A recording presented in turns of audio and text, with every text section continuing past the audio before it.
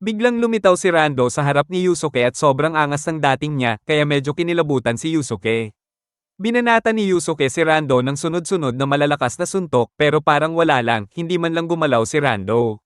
Bumawi si Rando gamit ang Life Force Thread, isang teknik na gumapos kay Yusuke at pinatigil ang galaw niya. Isinabit ni Rando si Yusuke sa ibabaw ng lawa, tapos gumamit ng kapangyarihan para tawagin ang mga killer demon fish na gutom sa laman at paikutan si Yusuke. Sinubukan ni Botan na pakiusapan si Genkai na itigil ang laban, pero ayaw pumayag ni Genkai at tuloy lang ang palabas. Biglang itinuro ni Rando ang daliri niya kay Yusuke at nagpakawala ng sarili niyang spirit gun. Nabali ang sanga na kinabitan ni Yusuke at nahulog siya diretso sa lawa. Mukhang sumuko na si Yusuke at handa ng ma-game over, pero biglang may liwanag na lumabas kay Kuwabara at napatakbo palayo ang mga demon fish. Ginamit ni Kuwabara ang spirit niya para palakasin ang loob ni Yusuke. Dahil doon, bumalik ang lakas ni Yusuke, naputol ang mga gapos niya, at tinapos niya ang mga demon fish. Sinubukan ulit ni Rando na barilin si Yusuke ng spirit gun habang nasa lawa pa siya, pero biglang lumitaw si Yusuke sa likod niya at gamit ang buong lakas, pinakawalan niya ang totoong spirit gun. Gumanti si Rando ng sarili niyang bersyon, pero sobrang lakas ng totoong spirit gun kaya tinangay si Rando at wasak pati ang lawa. Bumagsak si Yusuke, ubos ang lakas, at inisip niyang panalo na siya. Pero biglang bumangon si Rando mula sa wasak na lawa, sobrang galit, at binugbog ng todo ang walang malay na si Yusuke. Nagdesisyon si Rando na durugin si Yusuke tulad ng ginawa niya kay Kuwabara at sinimulan ulit ang Dwarf Invocation. Akala ni Rando tapos na ang laban, pero biglang siya ang lumiit.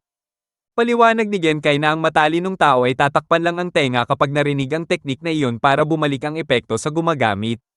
Hindi natakpan ni Yusuke ang tenga dahil wala siyang malay.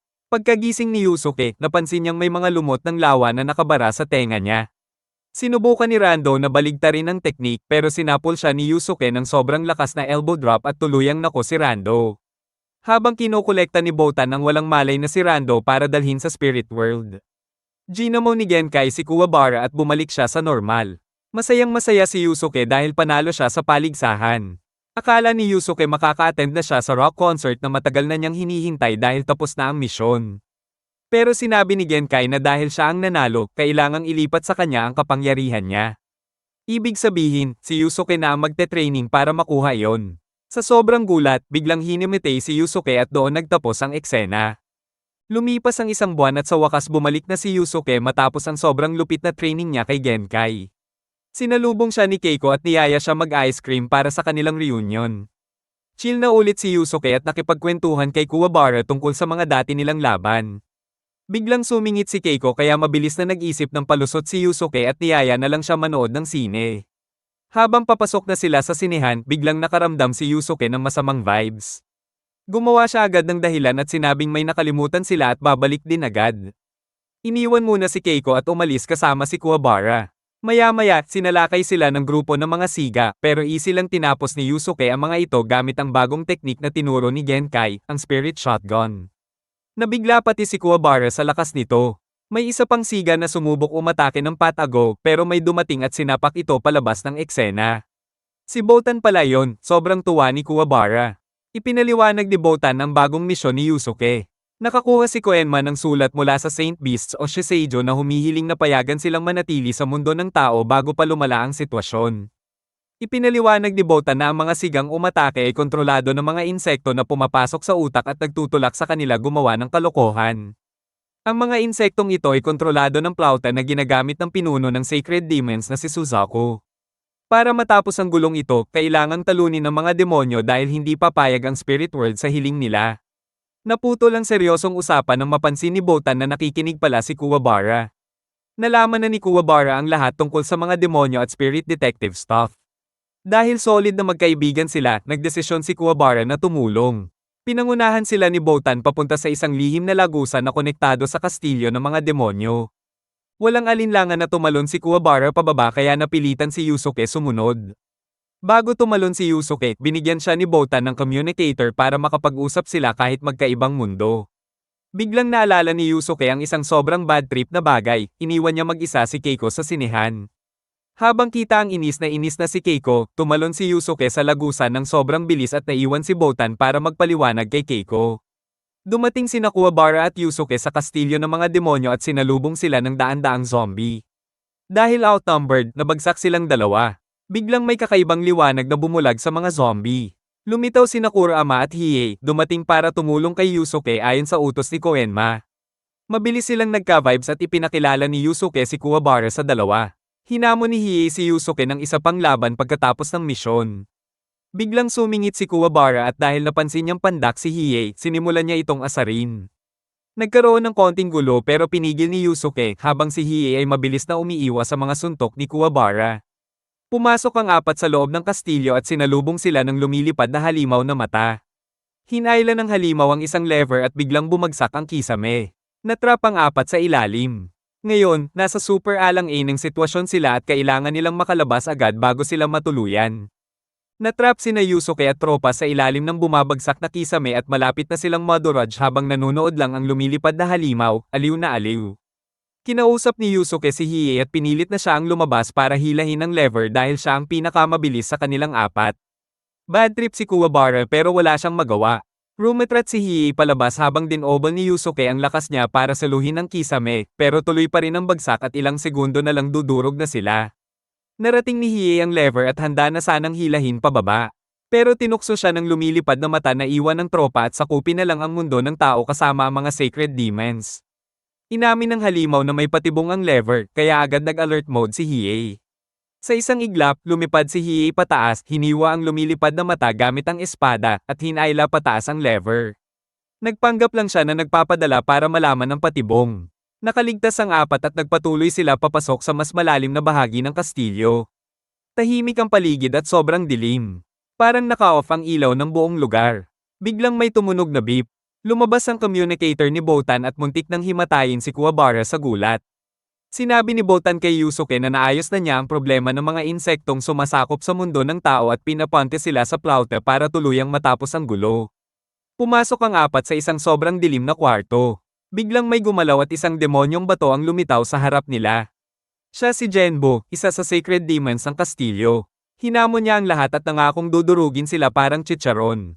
Lumapit si Kurama at nagdesisyong siya na lang ang lalaban.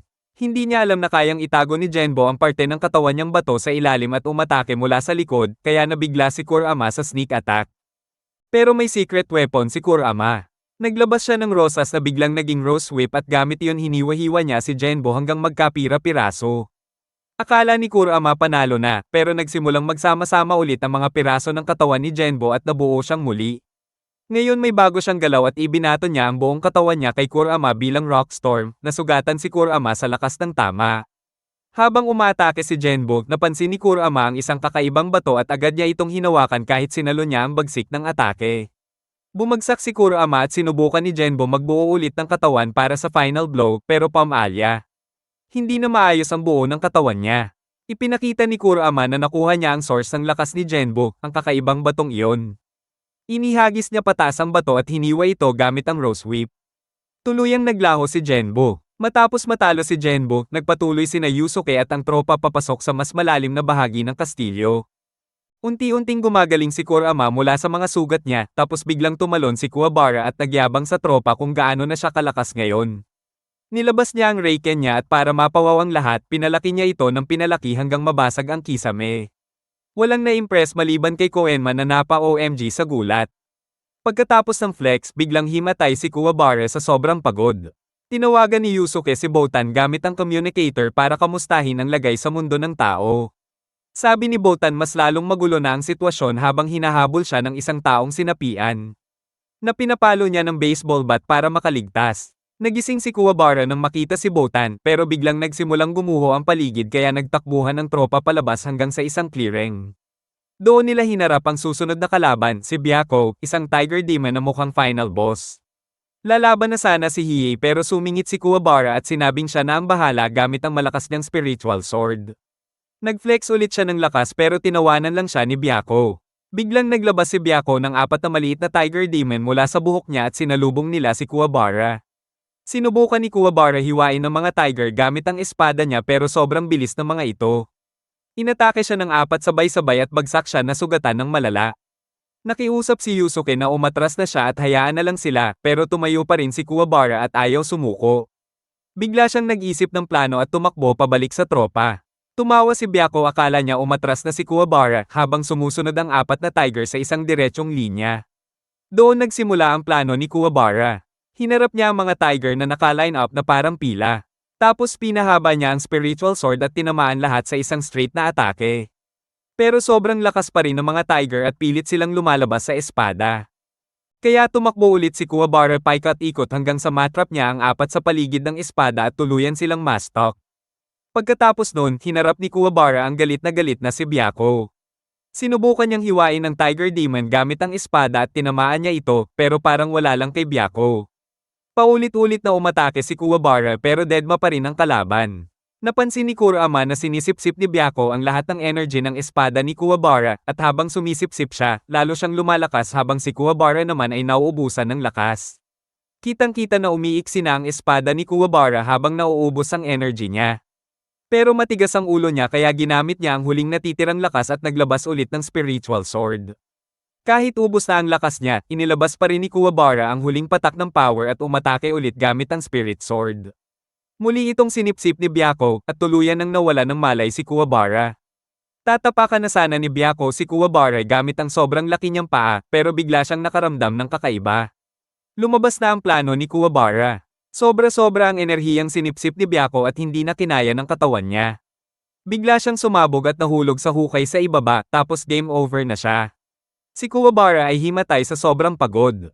Dalawang demonyo na ang talo kaya nagpatuloy si Yusuke at ang tropa sa biyahe nila.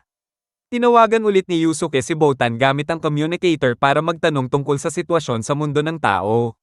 Biglang bumangon si Kuwabara, parang wala lang, at inagaw ang communicator para yayain si Botan. Lumalala na ang gulo dahil mas marami ng tao ang nasa sapian ng mga insektong demonyo. Kailangan ng pigilan si Suzuko, ang may hawak ng plauta na kumokontrol sa mga insektong iyon. Para maiwasan ng mas malaking sakuna, pumasok sila sa susunod na lugar ng laban, isang lambak na puro lava. May daan ng mga batong tuntungan pero sa ilalim ay dagat ng kumukulong lava. Pinunit ni Kuwabara ang bahagi ng damit niya at inihagis pababa pero nasunog ito bago pa tumama kaya klaro kung gaano kainit. Tumalon-talon sila sa mga bato pero biglang may lumitaw sa harap nila, si Byako ulit. Buhay pa pala si Byako at nakabawi na siya. Hinamon niya ulit ang grupo. Susugod na sana si Yusuke.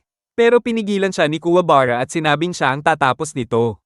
Tumalon si Kuwabara para harapin si Byako pero nabasag ang batong tinuntungan niya. Halos mahulog siya sa lava at muntik ng matos. Tinanggal niya ang damit niya, naghanda, at inilabas ulit ang spirit sword. Biglang naglabas si Byako ng sobrang lakas na fireball. Aatake na sana si Kuwabara pero umiwas siya at napansin na ang bola ay sumisira sa lahat ng tinatamaan. Kaya iniwasan niya ang bawat fireball pero nasa sire rin ang mga batong tinatamaan. Sa huli, 2 bato na lang ang natira, ang kinatatayuan ni Byako at ang kinalalagyan ni Kuwabara. Nakiusap si Yusuke na umatras na si Kuwabara dahil hindi kaya ng espada ang mga fireball. Pero matigas ang ulo ni Kuwabara. Tumalon siya papunta kay Byako para umatake ng harapan. Kinyo lang ang talon niya at pabagsak na siya sa lava. Bigla siyang naglabas ng bagong galaw. Nagbago ang espada at naging parang poste. Tumalbog siya paitaas at tumama kay Byako, sabay bitaw ng malakas na suntok na tumama sa panga ni Byako. Nahulog si Byako sa lava at tuluyang natalo. Dahil sobrang lakas ng suntok, nawala ng kontrol si Kuwabara at siya rin ay nahulog. Gulat ang tatlo, akala nila nagpakasakripisyo si Kuwabara. Biglang narinig ang sigaw niya. Hindi pala siya nahulog. Nakabitin lang siya sa ilalim ng bato at humihingi ng tulong. Talo na si Byako at nagpatuloy ang grupo para harapin ang natitirang mga demonyo. Dumating ang grupo sa isang kwarto na may 15 pinto. Nagbabala si Kurama na kailangan nilang mag-ingat dahil iisa lang ang tamang pinto. Kapag mali ang pinili, wala nang second chance at puro bitag ang aabutin. Dahil si Kuwabara ang may pinakamalakas na pakiramdam sa espiritu, siya ang pinapili ni Yusuke kung anong pinto ang dadaanan. Pinili niya ang pangalawang pinto mula sa kaliwa, sabi niya may malakas na presensya sa likod nito. Binuksan niya ang pinto pero nagulat siya dahil maliit lang pala na daga ang nakita niya. Tinuloy nila ang daan na pinili ni Kuwabara at napunta sila sa harap ng isang asul na pinto na may mga estatwa ng dragon sa magkabilang gilid. Base sa itsura at amoy, sigurado si Kurama na ang susunod nilang makakalaban ay ang asul na dragon. Biglang bumukas mag-isa ang pinto at pumasok sila sa isang silid na puno ng hamog. Lumabas ang susunod na Saint Beast at nagpakilala bilang si Seryu, ang Blue Dragon. Biglang sinabi ni Seryo na may isa pa silang bisita. Mula sa pintong likuran. Pumasok si Byako na buhay pa pala kahit nahulog siya sa dagat ng lava. Humihingi siya ng tulong kay Seryo pero binaliwala lang siya nito. Ginamit ni Seryo ang yelo niya, pinagyelo si Byako at dinurog. Ininsulto pa siya at sinabing gamit lang siya, hindi kaibigan. Bago tuluyang mamatay si Byako, may tumulong luha sa mata niya at doon lalo nagalit si Yusuke kay Seryo pero pinigilan siya ni Hiei at pinatabi muna ang galit para sa pinuno nila. Lumapit si Hiei at tinakpan ng balabal ang ulo ni Byako. Natawa si Seryo at naaliw dahil parang may awa si Hiei kay Byako. Sinabi ni Kurama kay Yusuke na dati niyang nakita si Hiei na sobrang bangis pero iba ang reaksyon nito sa pagkamatay ni Byako. Ngayon lang niya nakita si Hiei na gumamit ng sobrang lakas ng espiritu para magsimula ng laban. Bago magsimula ang laban, sinubukan ni Seryo na kunin si Hiei bilang kakampi at gawing Saint Beast pero tumanggi ito. Si Seryo ang unang umatake at hinugot ni Hiei ang espada niya at hinarang ang atake gamit ang barrier ng espiritu. Sunod-sunod ang yelong atake ni Seryo pero dahil sobrang bilis ni Hiei, naiwasan niya lahat kahit nagyayelo na ang buong kwarto. Sa bandang huli, nataman ng kaliwang paa ni Hiei at nagyelo ito kaya bumagal siya. Ininsulto siya ni Seryo habang naghahanda ng panibagong atake. Bago pa tumama ang susunod na atake, itinarak ni Hiei ang espada niya sa sahig at sumugod kay Seryo. Sa banggaan nila, nagyelo ang kanang paa at kaliwang braso ni Hiei. Mukhang lamang si Seryo at parang wala siyang sugat pero biglang tumawa si Hiei at pinakita na walang epekto sa kanya ang yelo. Maya-maya, may tumulong dugo mula sa ulo ni Seryo. Lumabas ang mga hiwa at doon natapos ang buhay niya. Nagtanong si Kuwabara kung kailan umatake si Hiei pero sinabi ni Kurama na huwag na siyang mabad trip dahil hindi rin niya nakita matapos ang unang tama. Unti-unting nawala ang yelo sa kwarto at isinukbit ni Hiei ang espada niya. Nang makalapit na ang grupo, tinanong ni Kurama kung ilang beses niya tinamaan si Seryo, at sinabi ni Hiei na 16 na hiwa iyon. Inamin ni Yusuke na kung gagamitin ni Hiei ang galaw na iyon sa susunod nilang laban, GG na siya. Tumalikod lang si Hiei at sumagot ng parang oo lang na ikinagulat ni Yusuke. Ipinaliwanag ni Kurama na may pagbabago kay Hiei at mukhang nagsisimula na siyang magustuhan si Yusuke. Isa na lang ang natitirang Saint Beast si Suzuko na siyang leader nila. Bumalik ang alaga niyang si Murugo dala ang impormasyon tungkol kay Yusuke. Nang malaman ni Suzuko ang isang kahinaan ni Yusuke, ginamit niya ang Makai Whistle at iniba ang target ng mga taong sinapian ng insektong demonyo papunta kay Keiko. Napansin ni Botan ang galaw ng mga sinapian at sinundan niya ang mga ito. Habang nag-aayos ng mga flyer si Keiko, inatake siya ni Mr. Iwamoto na sinapian na rin ng Makai insects. Tumakbo si Keiko palayo pero sinalubong siya ng mas marami pang sinapian kaya todo takbo siya para mabuhay. Sa Maze Castle naman, biglang huminto si Kuwabara at naramdaman na may masamang nangyayari sa human world. Habang papunta sila sa huling Saint Beast, umaasa si Yusuke na okay lang si Keiko.